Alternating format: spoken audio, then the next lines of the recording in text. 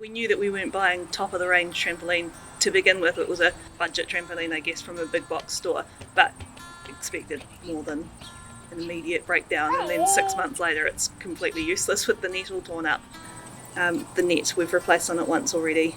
Again, some of the poles are bent, some of the poles are completely broken. The net is just sagging, and the fiberglass poles that hold the net up at the top, they're broken as well.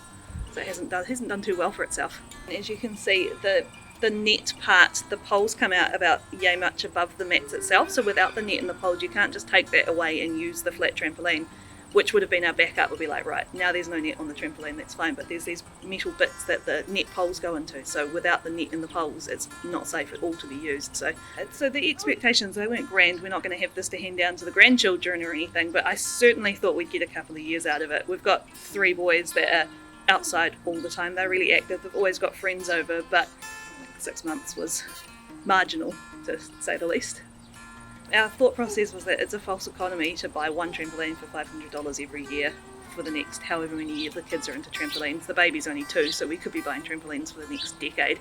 Instead you can buy one good trampoline and have it for that entire time. The son is 8 and he is autistic, and he makes great use out of that Springfree trampoline, and he really likes to bounce around the edges, which on the traditional trampoline model with the pads around the edges, it's, you know, kind of going to get that feedback as being able to bounce right into the corners like you can on this model. It seems to be a real sensory thing for him to pound right into those edges and bounce back into the middle.